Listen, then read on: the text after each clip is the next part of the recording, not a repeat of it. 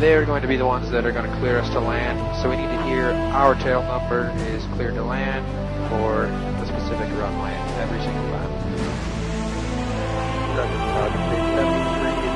Shore of runway 31 on Alpha 1, Tengku water.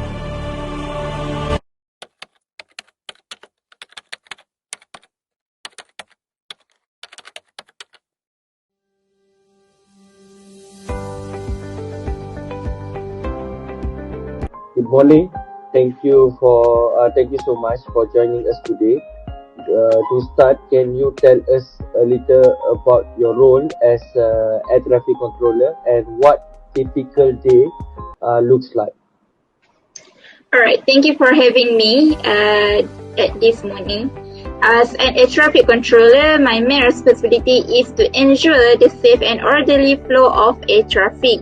This involves monitoring aircraft from the moment they take off until they landing. And this by using the radar, communication system, and navigation aids to guide the pilot. A typical day starts with a briefing about the weather, about the airspace restriction, and any special instruction. So then I began controlling and communicating with the aircraft crew like pilot or ATC or another ATC in my sector. So this to ensure they maintain safe distance and from each other, and it's a very dynamic job in requiring quick thinking and constant Okay, we heard that working as a air traffic controller that require a lot of focus and process could be like could we share with us the type of the radio aids navigation system that you regularly use or work with the radio aids navigation, and then how does that help you to ensure the safe of the flight? Right. Yes, of course. We use several radio aids and navigation systems such as VOR, IRS, and other radar systems. These tools allow us to give accurate information to the pilots about their positions and their current situations and provide them with the guidance, especially during the critical phases of flight like landing or in bad weather or in poor visibility.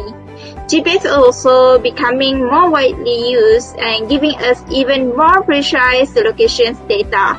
Each of these systems plays a role in ensuring that the aircraft remain safe and on their designated routes. Okay, thank you for the answer. It's very helpful for us for future air traffic control as well. Alright. That's fascinating. Can you explain how communication between the pilot and the ATC happens, especially during critical flight phases like takeoff and landing? Communication with pilots happens mainly through the radio frequencies. During the takeoff and landing, communication is important because these are the most critical phase of flight. We providing the information to the pilots with instructions regarding the altitude, speed, and the direction of the travel.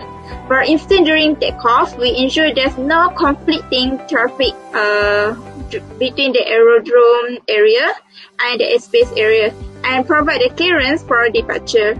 During landing, we use the IRS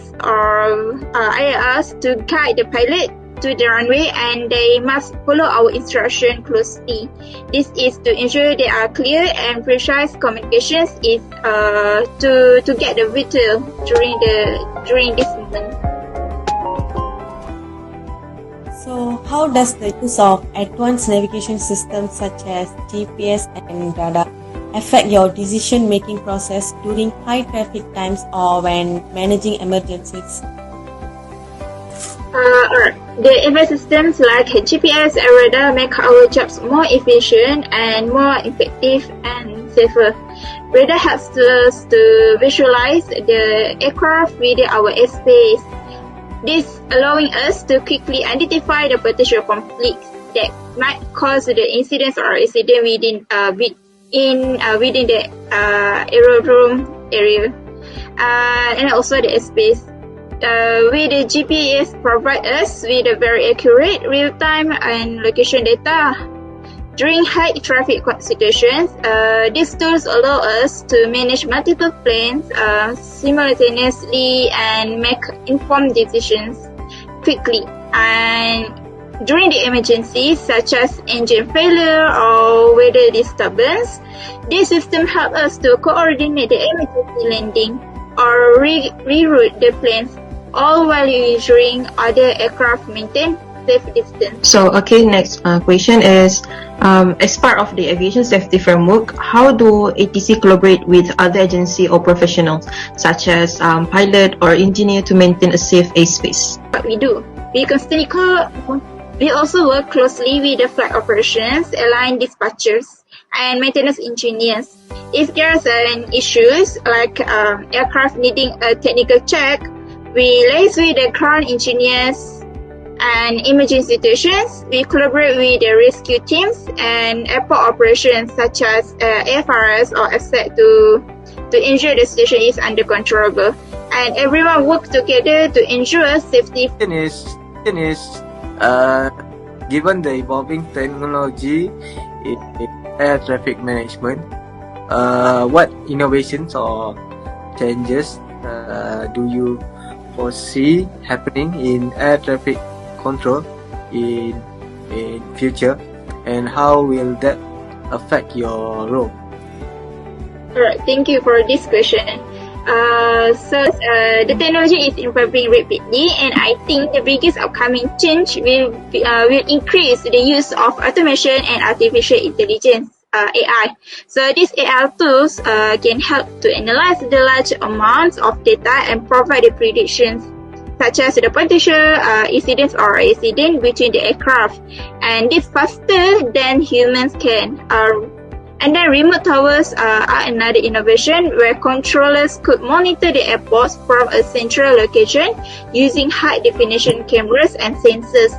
While automation will play a bigger role, the human element will still be crucial, especially in making judgment calls and managing unexpected events. Finally, for students like us interested in pursuing a career in air traffic control, what advice would you give regarding the skill or mindset required to succeed in this field? Alright. The biggest piece of advice would be to stay calm under pressure and develop strong communication skills. As an air traffic controller, you are constantly handling multiple situations, unexpected events, or under pressure situations. So the ability to prioritize your tasks and stay composed is critical.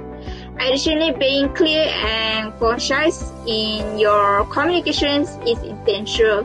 You will also need to stay updated on new technologies and systems, so having a mindset of continuous learning is important. And lastly, teamwork is a key.